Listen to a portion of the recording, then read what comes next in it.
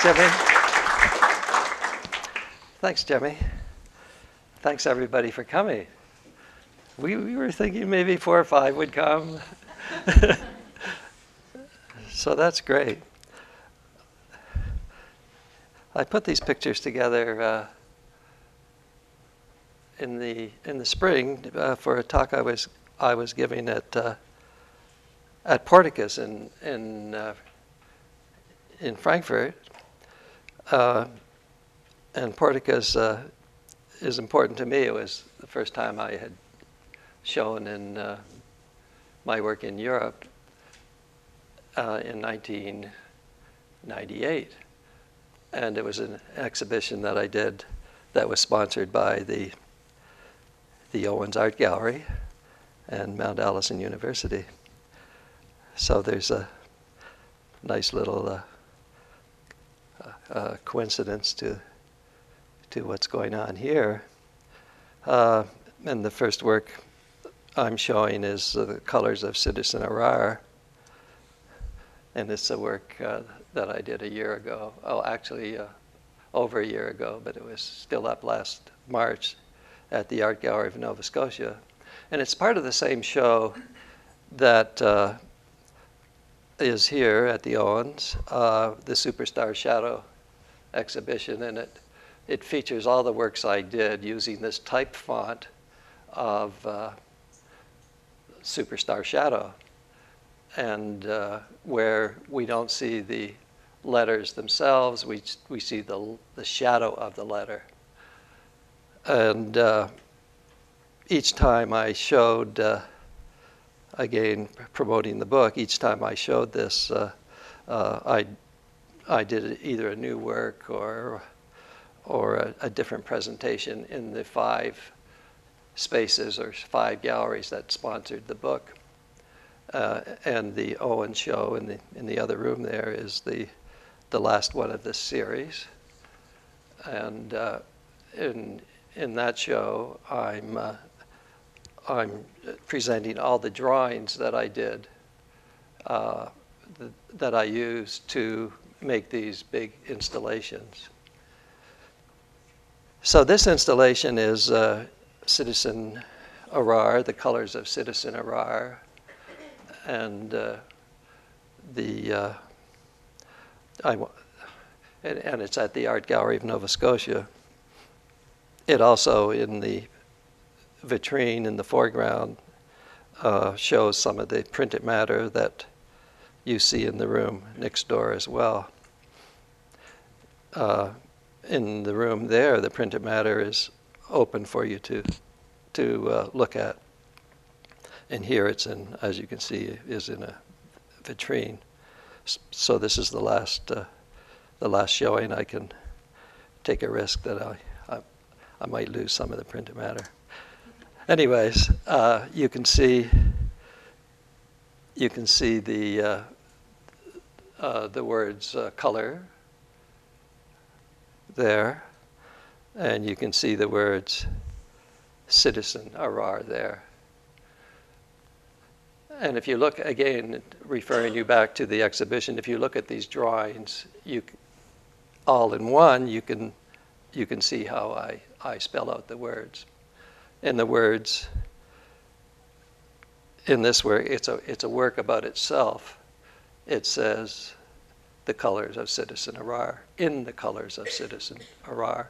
And the colors of Citizen Arar are the colors that were used in his very tragic ordeal when he was spirited away to Syria and survived a year's incarceration or torture, to put it frankly or clearly. Anyways, the work goes through the Art Gallery of Nova Scotia space, and the slide that you're looking at here starts with the. You can see the H clearly, and the piece runs right through the gallery.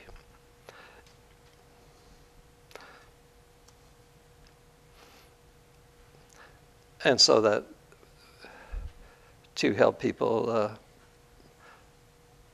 know what they're looking at, I put the drawing for the work up as well. And this drawing is the drawing in the other gallery. So this work is quite related to the exhibition.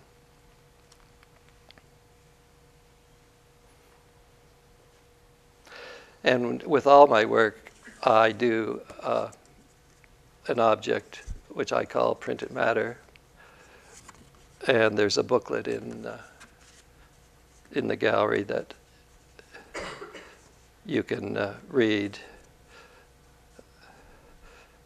And where the story of where Citizen Arar tells his own story.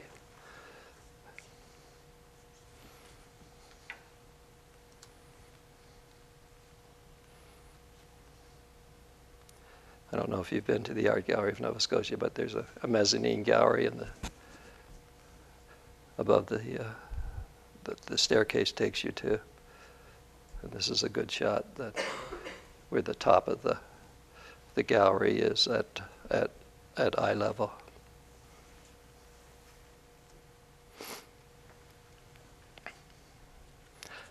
I did a number of works related to the Gulf War,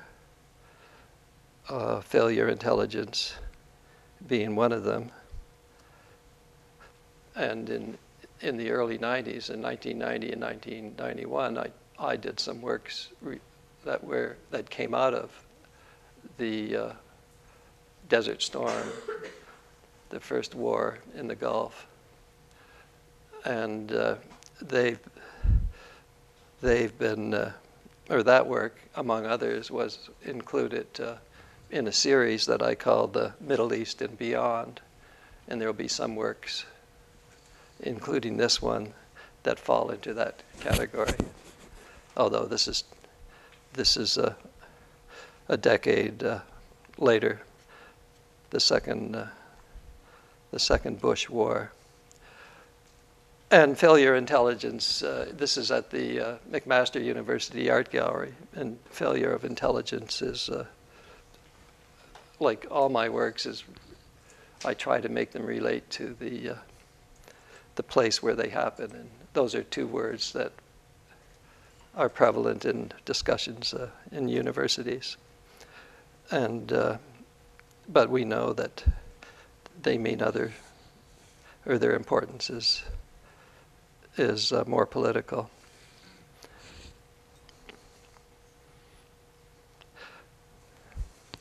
The colors in failure of intelligence are taken from the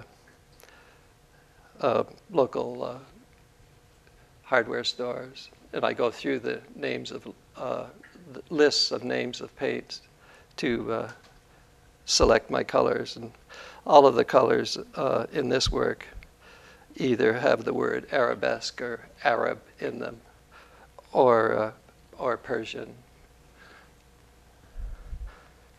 and so it falls, and therefore it falls into the category of the Middle East and beyond.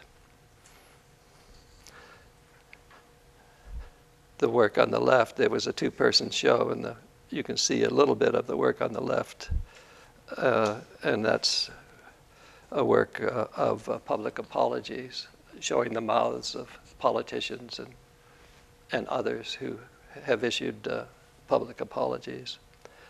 And that work is by Kathy Busby.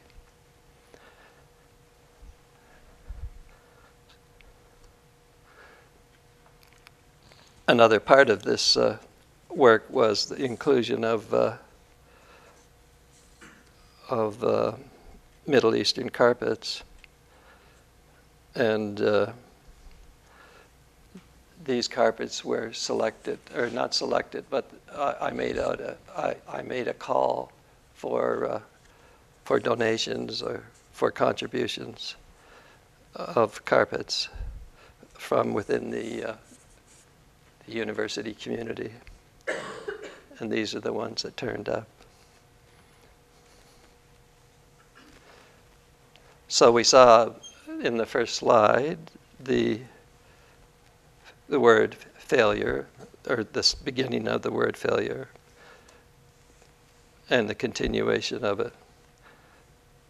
And it goes around this room and comes out the other room. And this is the drawing for that work, which is in the show next door.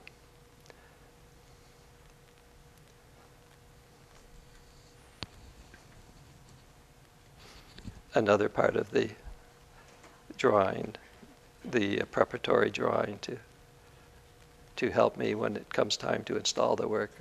We use the drawings as guides. This is an earlier example of the Middle East, which has been going for a long time. The first work was in 1990, and here are the 75 paintings of color swatches. It's a painting of the shape of a swatch. And the swatch was a swatch designed by Pittsburgh Paints. And all the colors were selected for their names. And their names are the colors of the Middle that are names that we find in Middle Eastern cultures and beyond.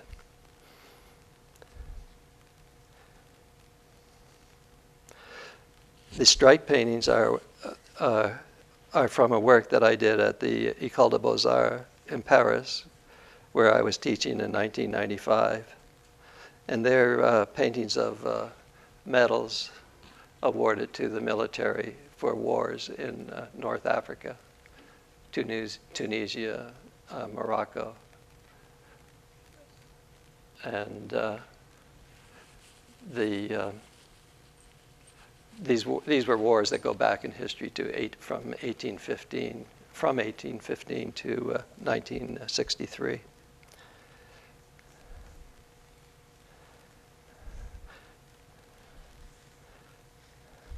I think the attraction to my metal ribbons initially was their resemblance to abstract painting, contemporary abstract painting. The abstract painting of, say, Barnett Newman, or in Canada, Guido Molinari. So they have kind of an irony to them. They look like art, but they're really paintings of metals. And getting back to Jemmy's, the topic of your series, the playfulness in art is a subject that interests me as well. So from irony to humor about very, very serious subjects. So I'm flipping back and forth. And if you think some of these things are funny, I do too.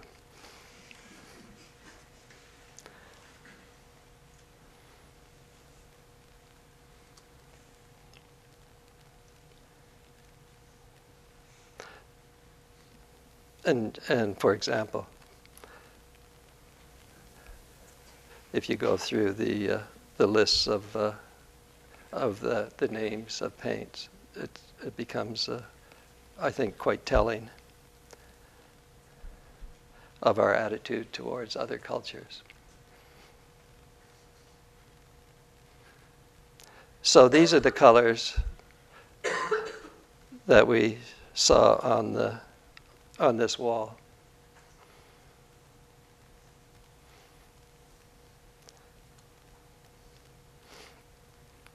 And the paintings are a little bit of a joke on painting as well, because These are paintings of paint swatches, enlarged.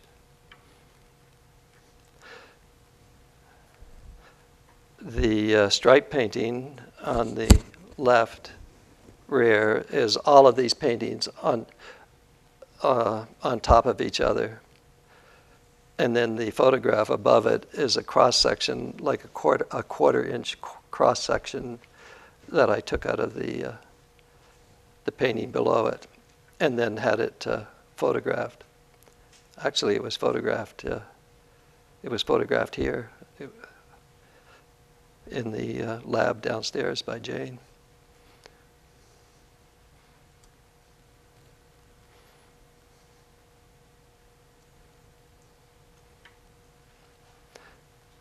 And this is the Algerian, Morocco, Tunisian war history.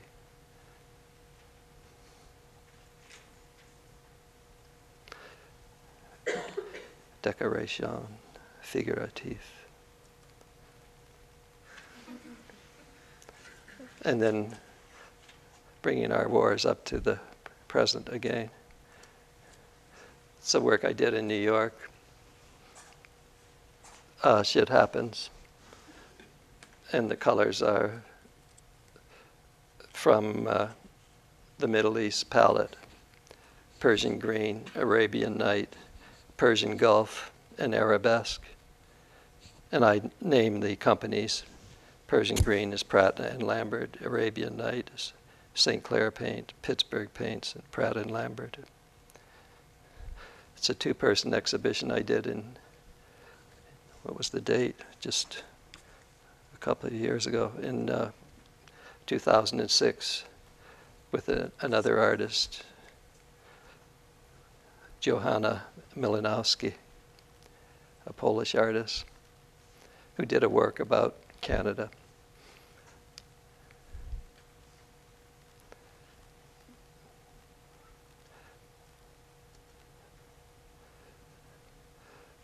And these are these medals are brought up to the present as well. Medal ribbons awarded to American military for battles in Iraq.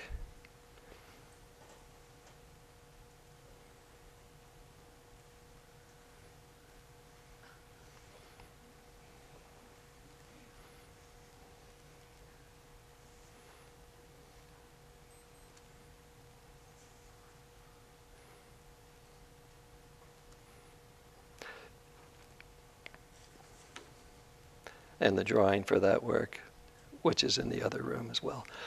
Excuse me.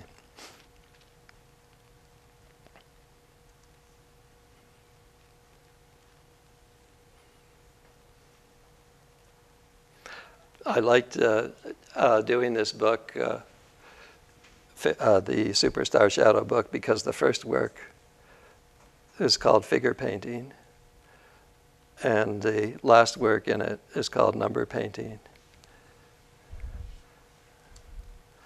And the figure painting was done in, I think it was 1984 in New York. And it had a lot to do with where it was. It was in a gallery called the 49th Parallel Gallery. So it had to do with, and it was a Canadian government-sponsored gallery. So I wanted to do something about Canada going to United States. And I wanted to do something about Halifax as well.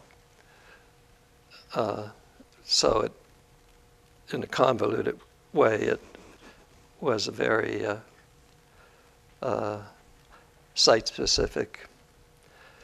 So figure one is the color of the ships, of the paint of the ships of the Canadian Navy. And figure two is the color of the ships of the United States Navy. And figure three is the color of the ships of the Mexican Navy. So it's about North America and about ships that regularly come into Halifax Harbor. and it's the same typeface that they use in the on the prow of a ship when they put a number on it.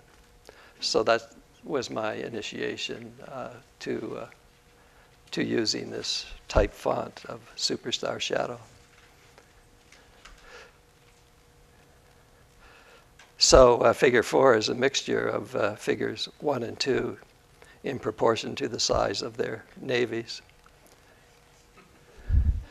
And figure 5 is a mixture of figures 2 and 3 in proportion to the size of their navies as well.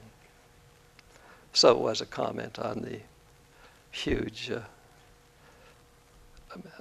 military complex that is in the center of Canada and Mexico.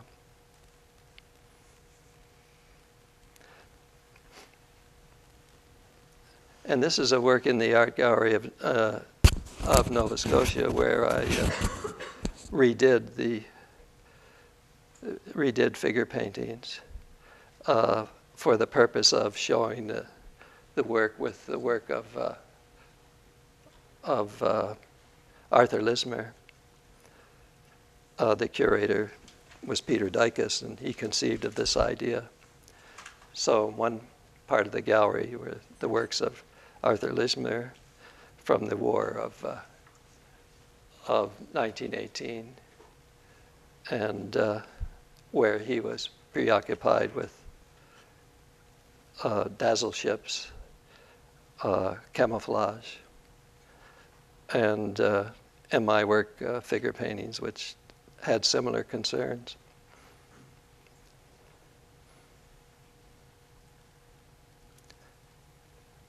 These Lismer paintings are quite beautiful. I don't know if you have seen them or not. One was from the National Gallery and one was from Dalhousie University. I also changed the floor and put in a kind of a battleship linoleum on the floor of the section of where my work was placed. I did it again in the National Gallery show, and actually the National Gallery owns this piece now. And then the number painting is pretty much the same work, but the French fleet was coming into Halifax. This was just a couple of years ago.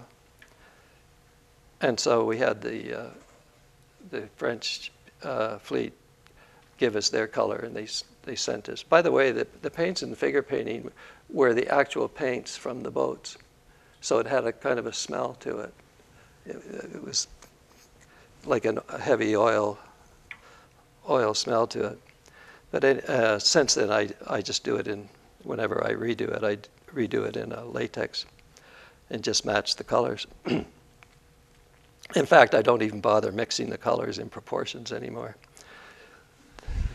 It's so obvious. But anyways, this is the wharf or pier in Halifax, where if you open these doors, you see the harbor. And the French fleet came in, and as I was saying, they sent us their color. And so I did the same work again, only called it number painting. And which is kind of interesting too, because there's a little joke about number painting. Warhol had done number paintings, and then there's also a reason for using figure paintings in that work, because it was in the early 80s, early to mid 80s, when there was a whole revival of figure painting in the gallery area of New York City. So it did relate to the work of, say, Eric Fischl or David Sally, who were and German, the revival of German expressionist painting, who were high in the market section of New York. Anyways,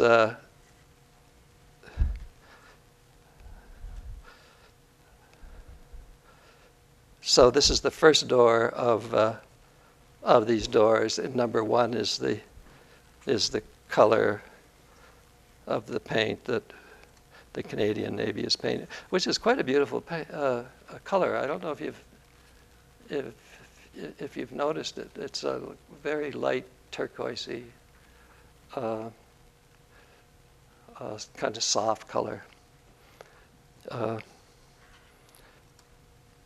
And then the French Navy, and that's the Charles de Gaulle in the harbor. And then 3 is, again, the proportional mixtures. And it's an interesting place because this is where the tour boats unload their passengers, and they walk through this space.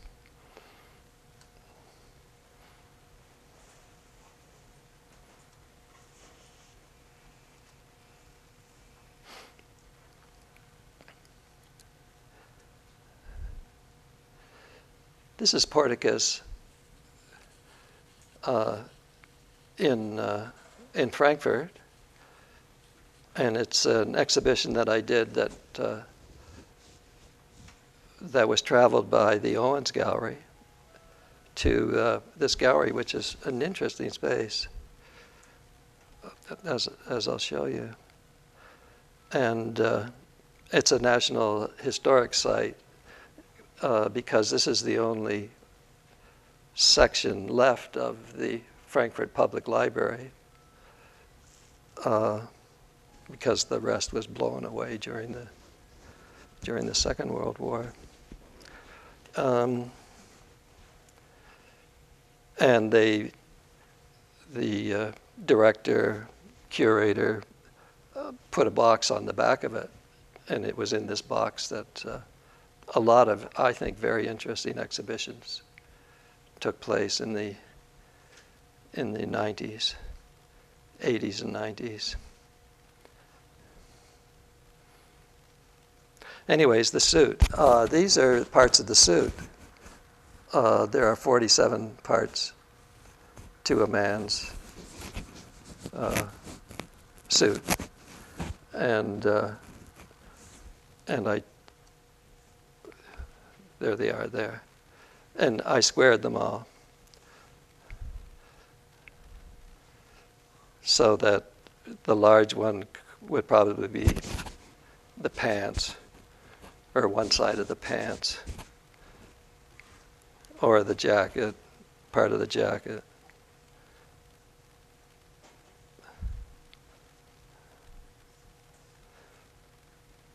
And then they relate to,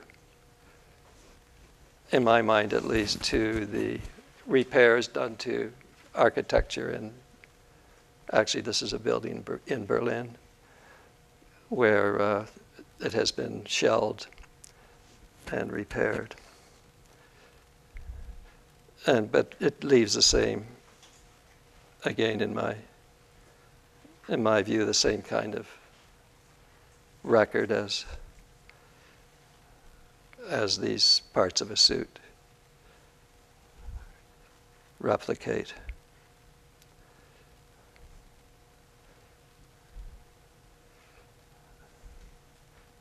And Frankfurt is the suit city of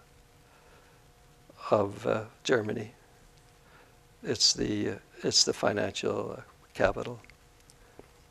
In fact, when we had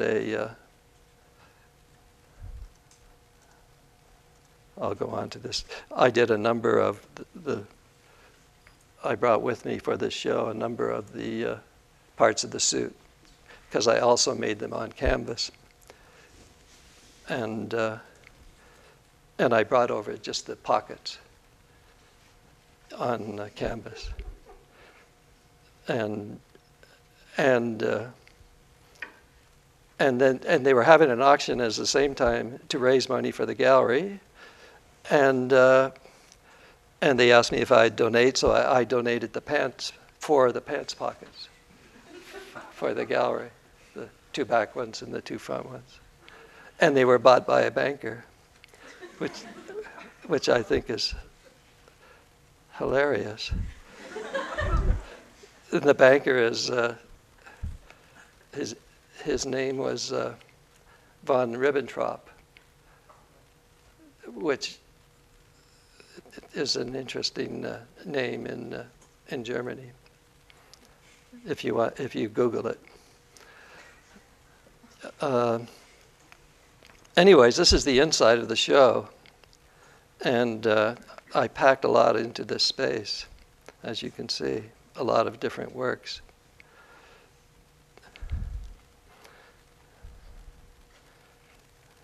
The work on the right is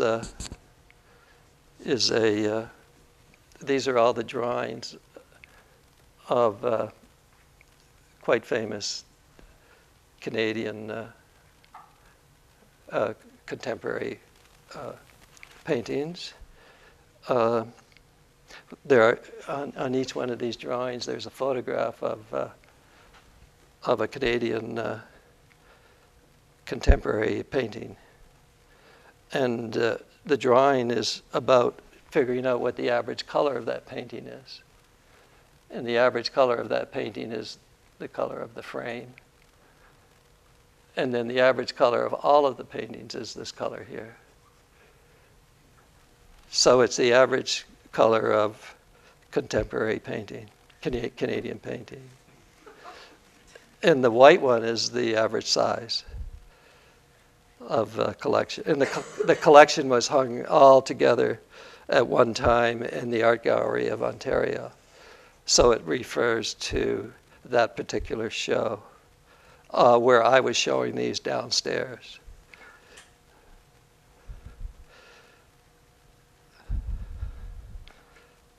See if there's anything else there that you can see. The windows are the 4 seasons. And I selected colors that had names related to the 4 seasons in their names. And I took one brush stroke of each color and emptied the brush.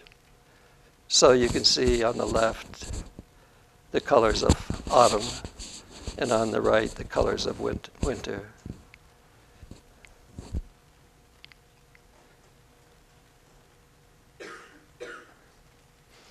And there was also, like the Middle East, a work that dealt with the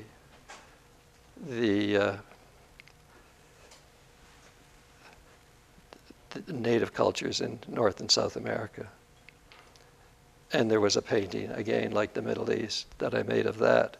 And then works of this work here. And that's the same brush stroke, only it's on chipboard painting. It's on chipboard, and I painted each chip and where that shape again, the Pittsburgh swatch paint sample is painted in the colors of native cultures. And then on this back wall are spring and summer.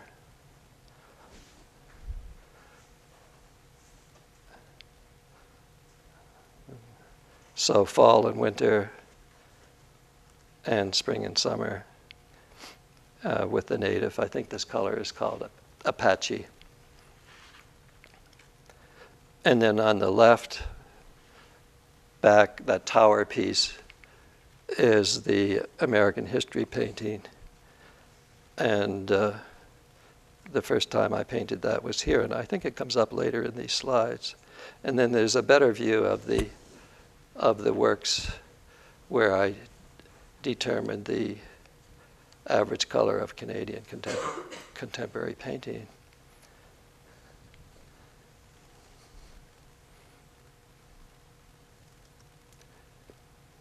And this was the poster for that show, which picked up the theme of the native culture paint, and it was. Well, I think it was an interesting poster because it just about says it all. And it's a film still movie of those cowboy and Indian shows. Conrad Black and Bob White.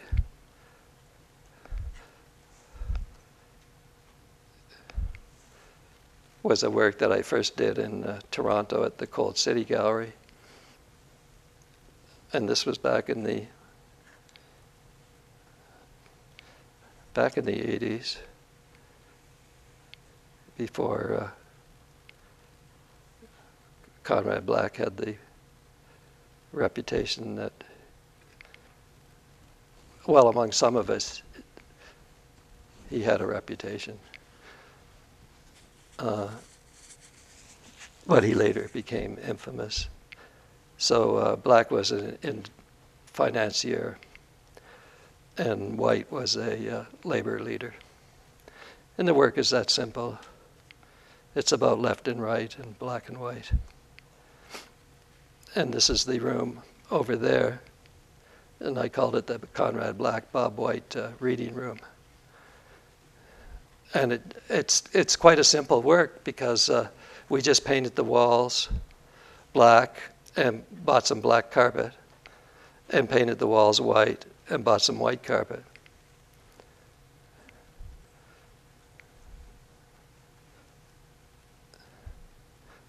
Still have those chairs here. This was 1996. But it's interesting how in photographs the black the objects in the black disappear. And I did the same work, much simpler, in the National Gallery, where it's just a black and white carpet and black and white paint.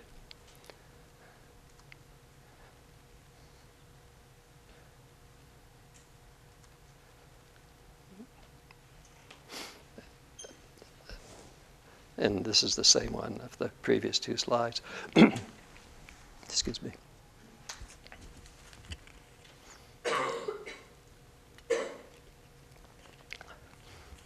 That's the R, or part of the R of my name, that continue throughout the space.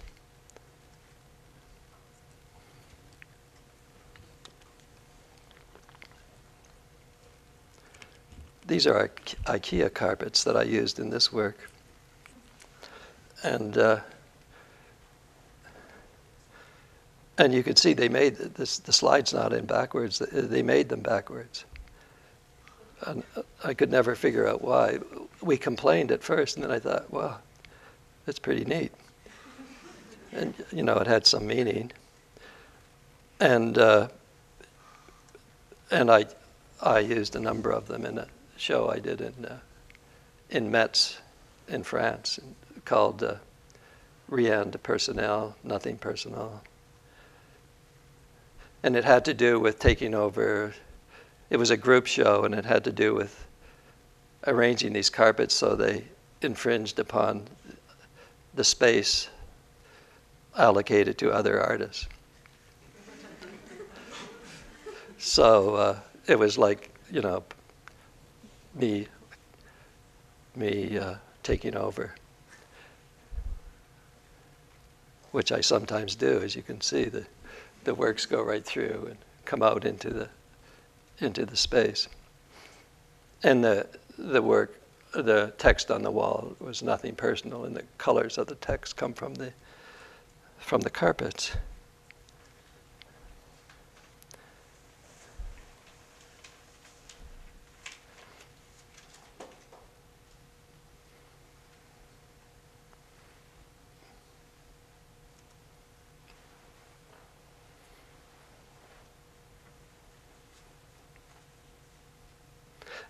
And then in English, just a year or so ago, I did the same work as part of the same traveling show. Actually, no, I did this as part of the Superstar Shadow traveling show. Nothing personal. Using the carpets again in the same colors and promoting the book.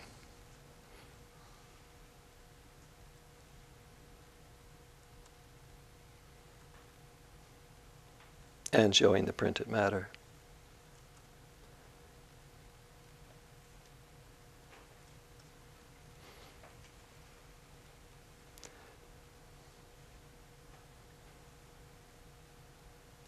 This is a telephone book I did in Erfurt, Germany. Erfurt was founded on or flourished through their production of the color blue from the Wade or Vide plant. So it was in the Middle Ages. It was like a blue city. And yeah, so I was asked to do a work there, and I thought, well, it would be nice to kind of celebrate that history, and I did that by making a telephone book of people who had only names of color.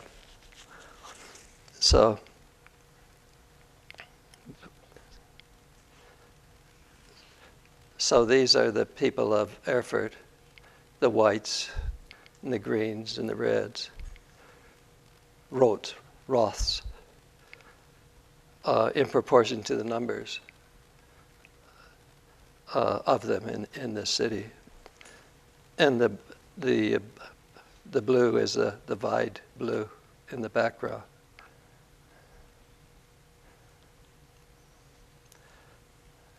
And it so happened that Erfurt had a sister city in America called Shawnee, Kansas. So I jumped on that and had a new phone book for Shawnee, Kansas as well. And the color that they were famous for was Shawnee red, which was on the stripes of a 1941 Pontiac limousine.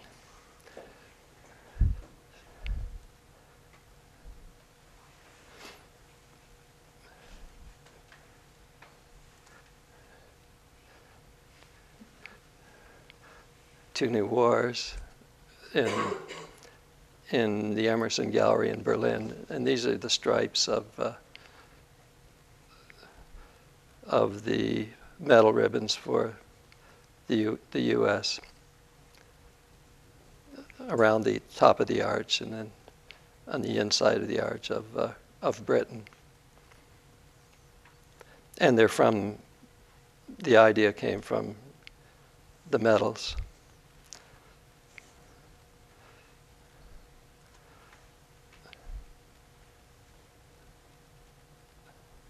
And it was the new that I was attracted to. And so I made like a conventional painting on canvas and had a sign painter paint the word new and arrange them as they are arranged in the promo for the medals. I think it's incredible painter.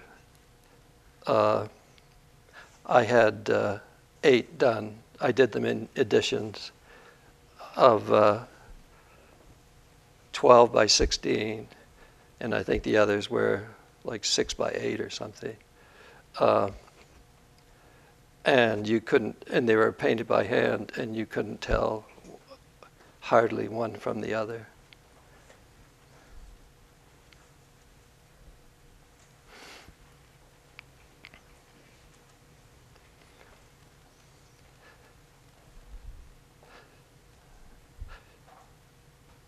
So the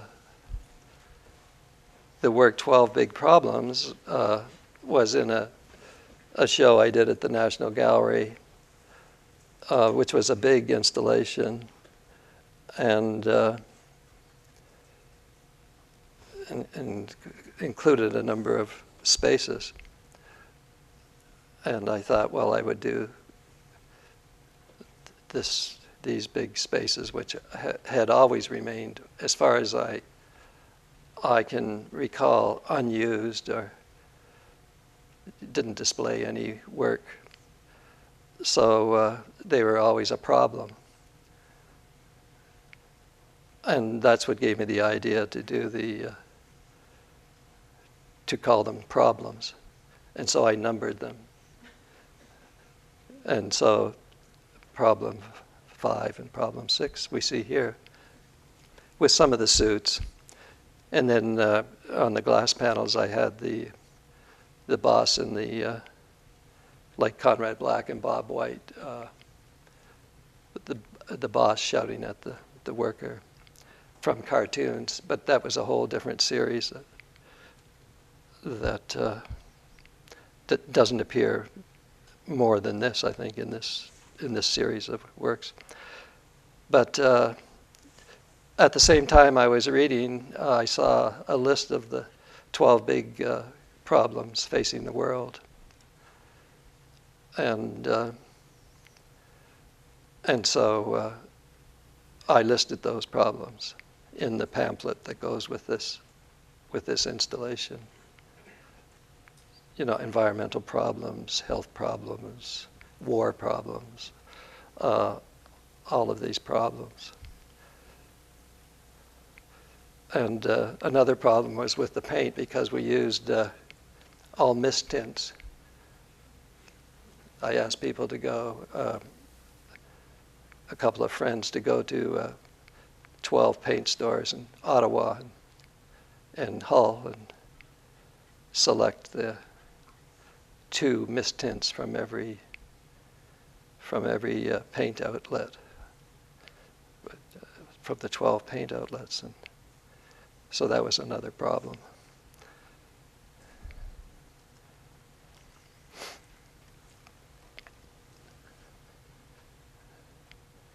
So the suit is scattered around the show, and there's problem 7 and problem 8. And the clump of plants is a redo of an exhibition I did in I forget when, 70 something, where I invited, or I borrowed from 15 Toronto art dealers their gallery plant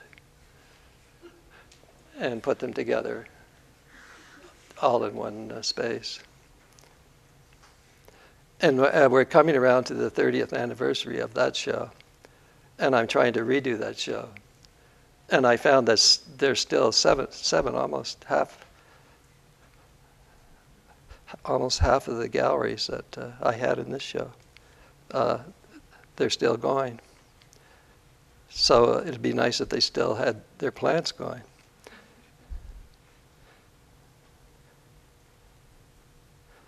But this is a recreation. Oh, there are the problems of the world. And then there was the problems of the walls, and then there was the problems of the paint. And I wrote it in a way that kind of made it like a poem.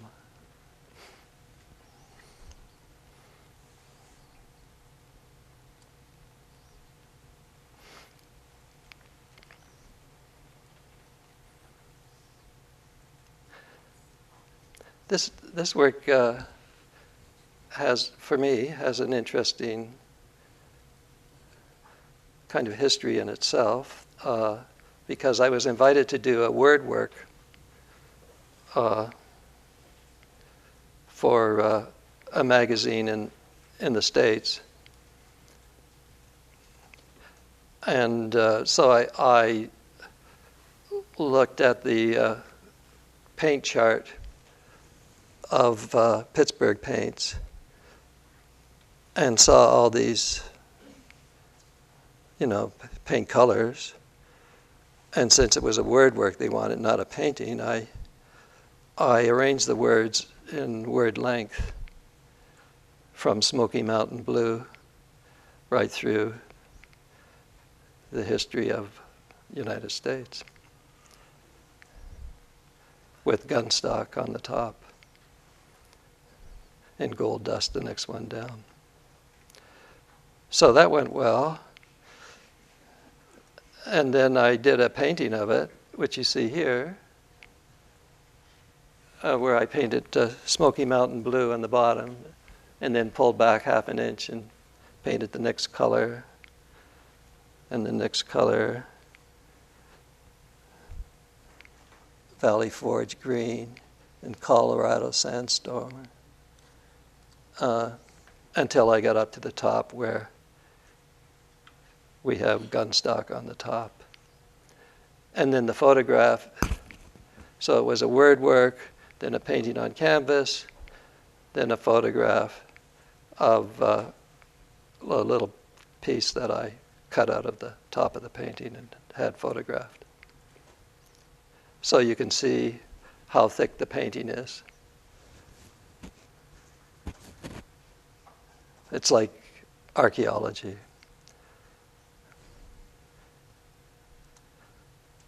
And then I did it as a wall painting by stenciling the words in vinyl lettering on first. By painting it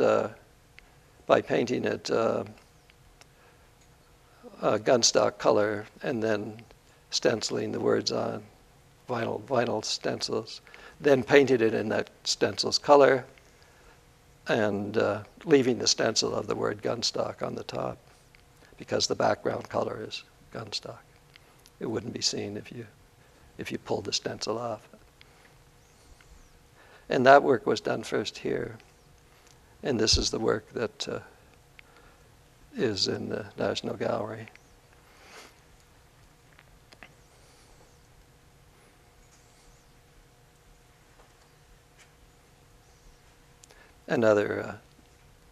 When that show traveled, I didn't have enough room to go straight up, so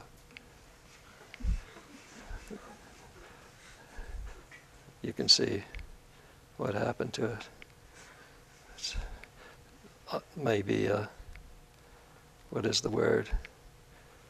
Well, we won't say.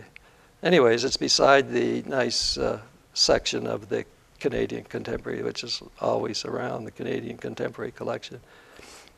And this is a painting that was the first work that I did that layered paint on top of the other.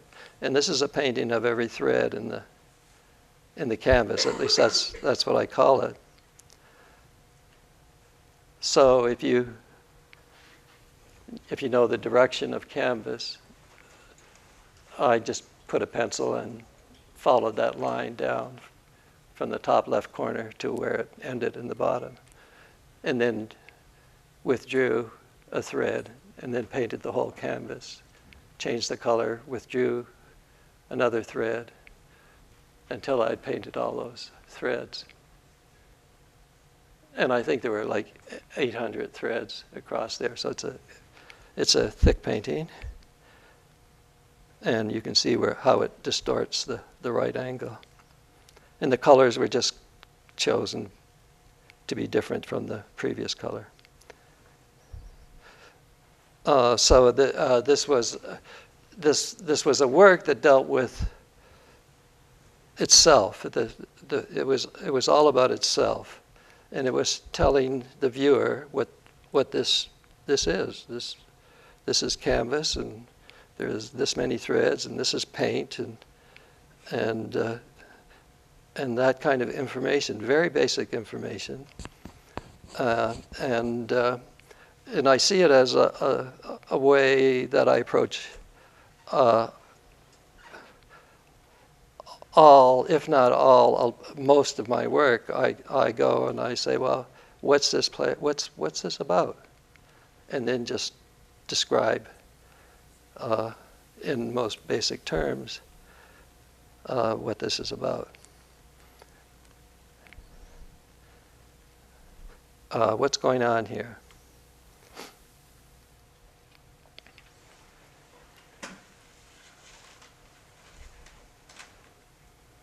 The Eight Banners, a Chinese history painting,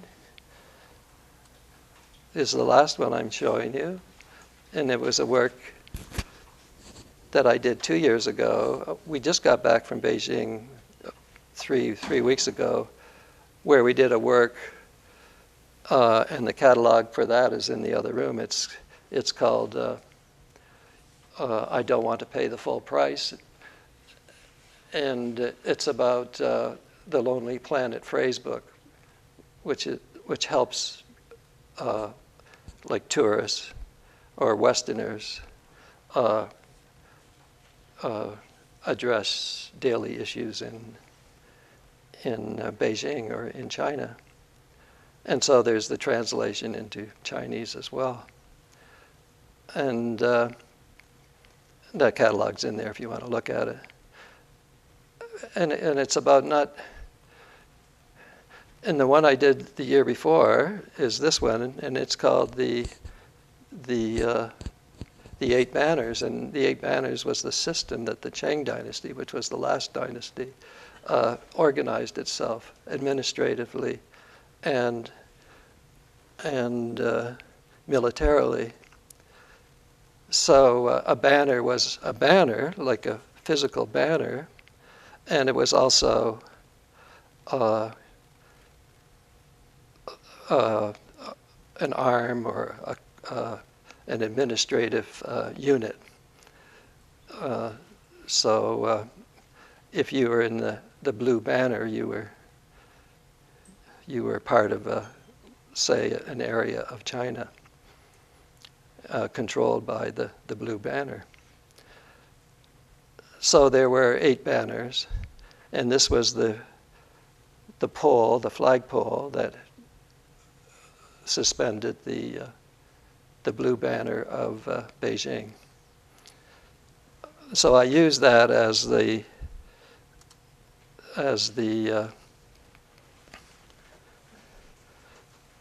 way of devising a kind of neutrally political painting, wall painting in a room. So the blue banner on the left here is bordered by a red banner, a red border, and then there's the red banner, and then there's the white banner with a red border, and then there's the blue, pure blue banner, yellow banner with red. So this room was divided to, what would I say, mimic or remind one of the banner system. So it was politically a neutral historical work.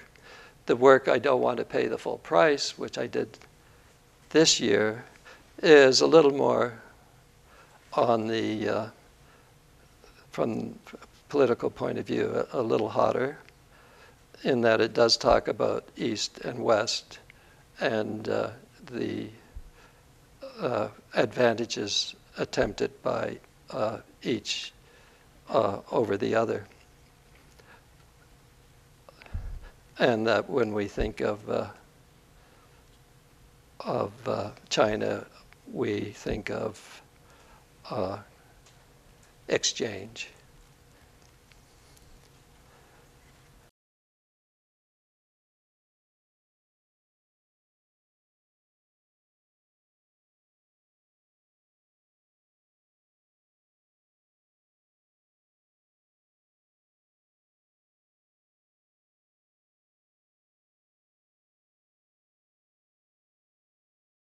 yeah, it's a very good point. It's my colleague Gerald Ferguson calls it beauty through the back door, and we want it, but you got to work for it, right? You got to skirt around it, and so you set up these, what some people think are, you know it's going to be beautiful anyways. If you use house paint, you know it's tasteful. It's decoration.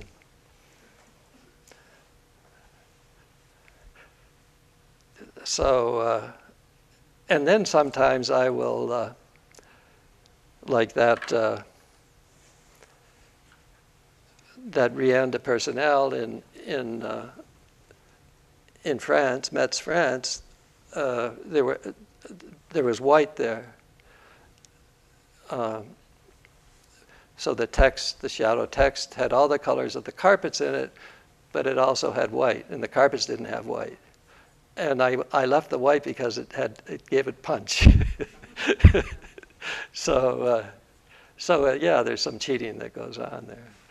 And I know that I was told the same story about Gerhard Richter's work. He did the big window in the dome recently, a glass window, and he replicated the colors in that, like it was stained glass, but he replicated it on flat colors. And he used, I guess, some kind of system to arrange everything. And then he did this at the end. Yeah, moved a few around. Yeah, it's a good point. So we're so connected to our formula, to our recipe.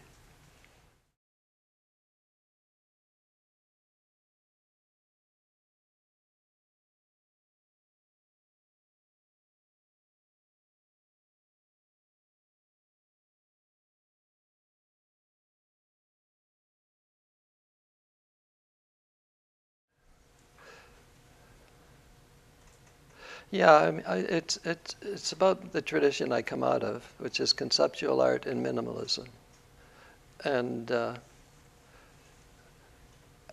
anything that I mean, there are statements like Saul LeWitt, who find it the least like conceptual art and minimalism, the least analytical, and maybe the most poetic. I mean, that's how I find my work. I don't find it analytical. Does that surprise you? Or?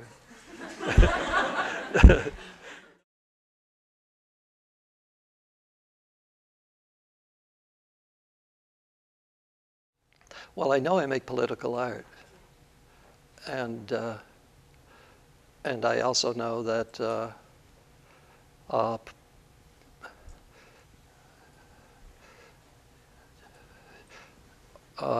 political art ain't that popular, and so I feel fortunate that I can show my work. I really do, and I think it's and I think I found a way to make political art and show it.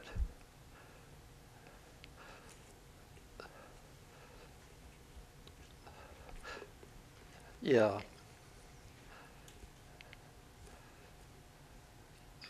Because, a lot of people don't like to show political art.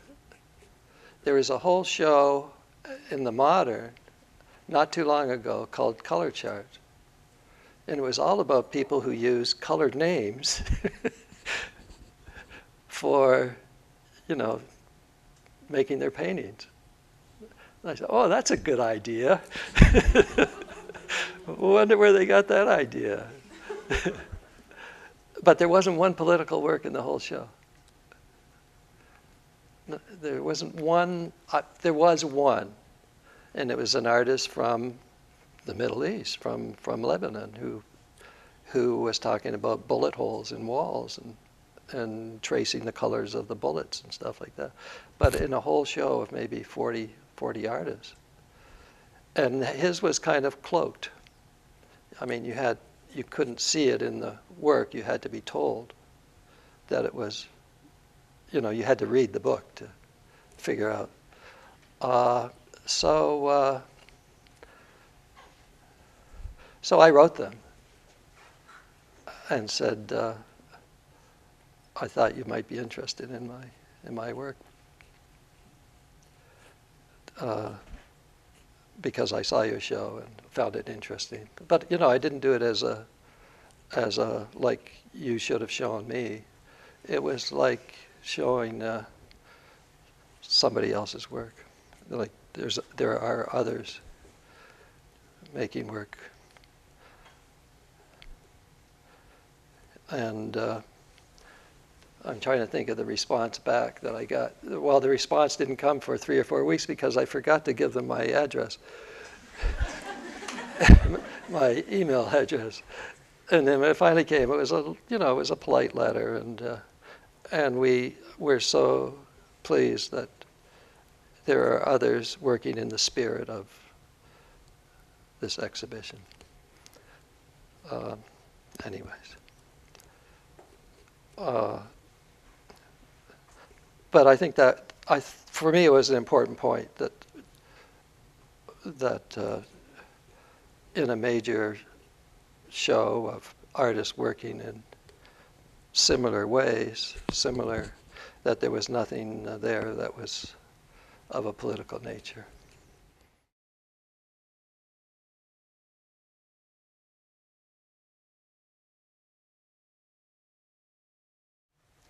Well, some of it might have to do with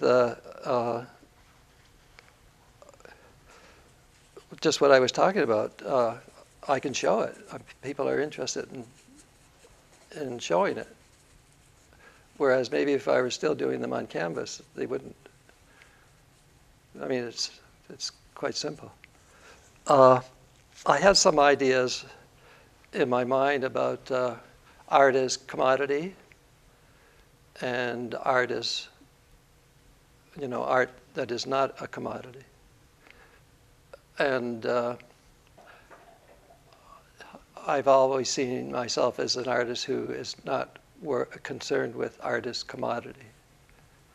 And work on canvas is more than anything else a commodity.